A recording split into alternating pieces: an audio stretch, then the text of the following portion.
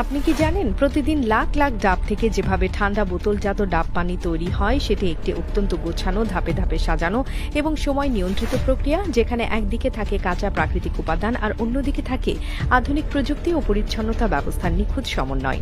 এই পুরো কাজটা এতটাই দ্রুত আর নির্ভুলভাবে করা হয় যেন ডাবটি গাছ থেকে নামার কয়েক ঘন্টার মধ্যেই সেটা পরিশোধিত হয়ে এক একটি বোতলে বন্দী হয়ে যাচ্ছে, অথচ তার স্বাদ, ঠান্ডা ভাব আর পুষ্টিগুণ একটুও নষ্ট হচ্ছে না। প্রথমেই শুরু হয় ডাব বাছাইয়ের কাজ দিয়ে। এখানে নির্দিষ্ট জাতের ডাব নেওয়া হয় যেগুলোর বয়স গড়ে 6 থেকে 7 মাস, কারণ এই বয়সে ডাবের ভেতরের পানি সবচেয়ে বেশি স্বচ্ছ, মিষ্টি এবং খনিজে ভরপুর থাকে। ডাবগুলো সাধারণত বড় বড় খামার থেকে সংগ্রহ করা হয়, যেগুলো একেবারে উৎপাদন কেন্দ্রের কাছাকাছি হয়, যাতে ডাব সংগ্রহের পর খুব বেশি দেরি না হয়। ডাব যদি সময় মতো প্রসেস না করা হয় তাহলে তার স্বাদ আর গুণমান নষ্ট হয়ে যেতে পারে। ডাবগুলো যখন প্রসেসিং সেন্টারে আসে তখন প্রথম ধাপে ভালো করে ধুয়ে নেওয়া হয়।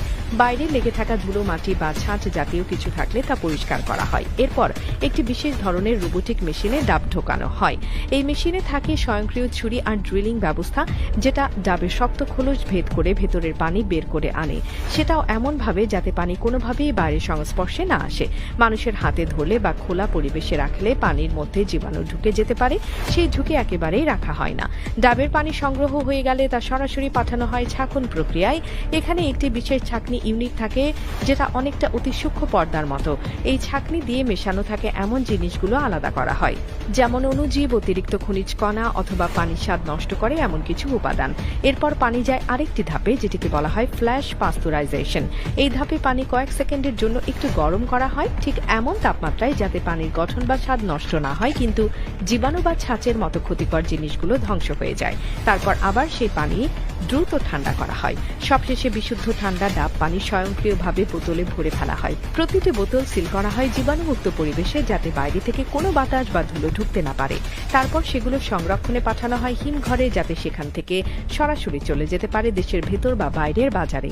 এইভাবে প্রতিদিন লাখ লাখ বোতল তৈরি হচ্ছে, যার পেছনে আছে কৃষক, শ্রমিক, প্রকৌশলী আর আধুনিক প্রযুক্তির সম্মিলিত উদ্যোগ। এই পদ্ধতিতে সময় ও তাপমাত্রার নিয়ন্ত্রণ সবচেয়ে গুরুত্বপূর্ণ, কারণ ডাব পানি খুব সংবেদনশীল। একটু দেরি বা তাপমাত্রায় সামান্য গড়বড় হলে সেটা নষ্ট হয়ে যেতে পারে। তাই উৎপাদন কারখানাগুলো সবসময় ডাবের খামারের কাছে স্থাপন করা হয়, যাতে দ্রুত কাজ শুরু করা যায় এবং পরিবহন খরচও কমে আসে। আজ যেই বোতল আপনি দোকান থেকে কিনে পান করছেন সেটি হয়তো 24 ঘন্টাও হয়নি গাছ থেকে নামানো হয়েছিল। আর এই কারণেই বোতলজাত ডাব পানি এখন বিশ্বজুড়ে এত জনপ্রিয়। বিশেষ করে যারা স্বাস্থ্য সচেতন, প্রাকৃতিক পানীয় পছন্দ করেন, তাদের জন্য এটি একেবারেই নির্ভরযোগ্য একটি পণ্য।